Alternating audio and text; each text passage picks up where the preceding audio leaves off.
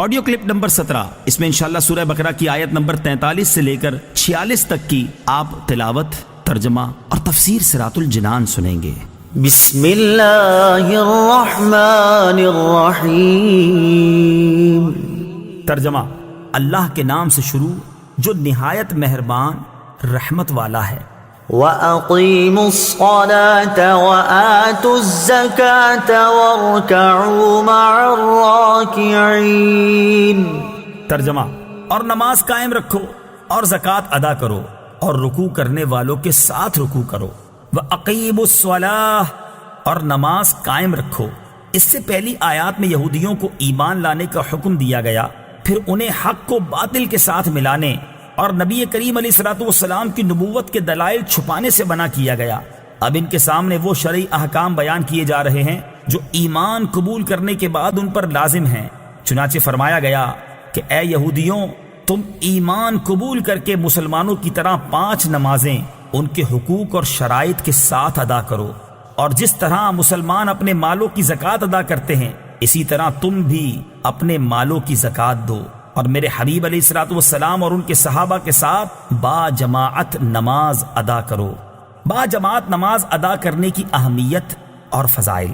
اس آیت میں جماعت کے ساتھ نماز ادا کرنے کی ترغیب بھی ہے، اور احادیث میں جماعت کے ساتھ نماز ادا کرنے کے کثیر فضائل بیان کیے گئے ہیں۔ چنانچہ بخاری شریف کی حدیث ہے، حضرت عبداللہ بن عمر رضی اللہ تعالی عنہما سے روایت ہے، نبی اکرم صلی اللہ تعالی علیہ وسلم نے ارشاد فرمایا، جماعت کے ساتھ نماز پڑھنا تنہا پڑھنے سے 27 درجے زیادہ فضیلت رکھتا ہے۔ حضرت عثمان غنی رضی اللہ تعالیٰ عنہ کے غلام حضرت حمران رضی اللہ تعالیٰ عنہ سے روایت ہے، حضور اقدس صلی اللہ تعالیٰ علیہ وسلم نے ارشاد فرمایا، جس نے کامل وضو کیا پھر فرض نماز کے لیے چلا اور امام کے ساتھ نماز پڑھی، اس کے گناہ بخش دیے جائیں گے۔ أَتَأْمُرُونَ النَّاسَ بِالْبِرِّ وَتَنْسَوْنَ أَنفُسَكُمْ وَأَنْتُمْ تَتْلُونَ الْكِتَابَ أَفَلَا تَعْقِلُونَ۔ ترجمہ: کیا تم لوگوں کو بھلائی کا حکم دیتے ہو اور اپنے آپ کو بھولتے ہو، حالانکہ تم کتاب پڑھتے ہو، تو کیا تمہیں عقل نہیں؟ أَتَأْمُرُونَ النَّاسَ بِالْبِرِّ، کیا تم لوگوں کو نیکی کا حکم دیتے ہو؟ تفسیر صراط الجنان میں ہے، یہ آیت مبارکہ ان یہودی علماء کے بارے میں ہے جن سے ان کے مسلمان رشتہ داروں نے دین اسلام کے متعلق دریافت کیا تو انہوں نے کہا، تم اس دین پر قائم رہو، محمد صلی اللہ تعالی علیہ وسلم کا دین حق اور کلام سچا ہے۔ یہ ان یہودیوں کے حق میں نازل ہوئی جنہوں نے مشرکین عرب کو حضور اقدس صلی اللہ تعالی علیہ وسلم کے مبعوث ہونے کی خبر دی تھی اور حضور پرنور صلی اللہ تعالی علیہ وسلم کی پیروی کرنے کی ہدایت کی تھی۔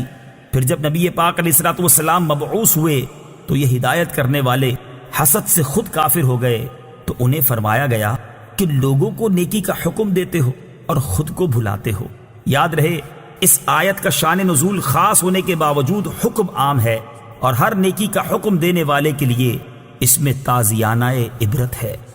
وَاسْتَعِينُوا بِالصَّبْرِ وَالصَّلَاةِ وَإِنَّهَا لَكَبِيرَةٌ إِلَّا عَلَى الْخَاشِعِينَ الَّذِينَ يَظُنُّونَ أَنَّهُم مُّلَاقُو رَبِّهِمْ وَأَنَّهُمْ إِلَيْهِ رَاجِعُونَ۔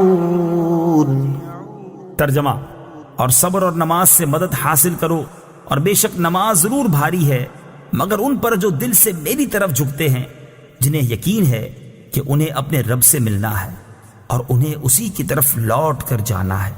وَاسْتَعِينُوا بِالصَّبْرِ وَالصَّلَاةِ، اور صبر اور نماز سے مدد حاصل کرو۔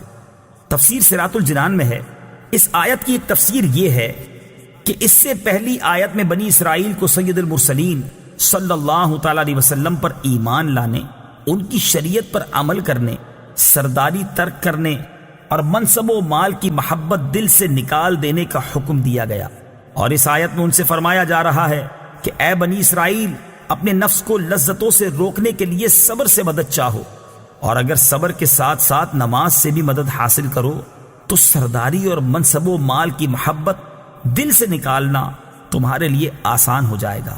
بے شک نماز ضرور بھاری ہے، البتہ ان لوگوں پر بھاری نہیں جو دل سے میری طرف جھکتے ہیں۔ دوسری تفسیر یہ ہے کہ اے مسلمانوں، تم رضائے الہی کے حصول اور اپنی حاجتوں کی تکمیل میں صبر اور نماز سے مدد چاہو۔ سبحان اللہ، کیا پاکیزہ تعلیم ہے۔ صبر کی وجہ سے قلبی قوت میں اضافہ ہے، اور نماز کی برکت سے اللہ تعالیٰ سے تعلق مضبوط ہوتا ہے، اور یہ دونوں چیزیں پریشانیوں کو برداشت کرنے اور انہیں دور کرنے میں سب سے بڑی معاون ہیں۔ انہا لکبیرۃ الا علی الخاشعین، بے شک نماز ضرور بھاری ہے مگر ان پر جو دل سے میری طرف جھکتے ہیں۔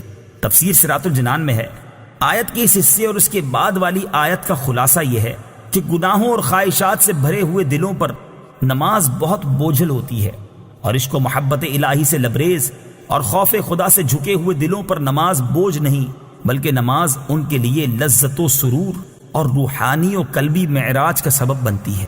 اور یہ وہ لوگ ہیں جو اپنے رب عز و جل سے ملاقات پر یقین رکھتے ہیں اور اس مولا کریم کے دیدار کی تڑپ رکھتے ہیں۔ اس میں بشارت ہے کہ آخرت میں مومنین کو دیدار الہی کی نعمت نصیب ہوگی، نیز اللہ تعالیٰ سے ملاقات اور اس کی طرف رجوع میں ترغیب و ترہیب دونوں ہیں، اور ان دونوں کو پیش نظر رکھنا نماز میں خشوع پیدا ہونے کا ذریعہ ہے۔ گویا نماز میں خشوع و خضوع قائم رکھنے کا حکم بھی دیا اور اس کے حصول کا طریقہ بھی بتا دیا۔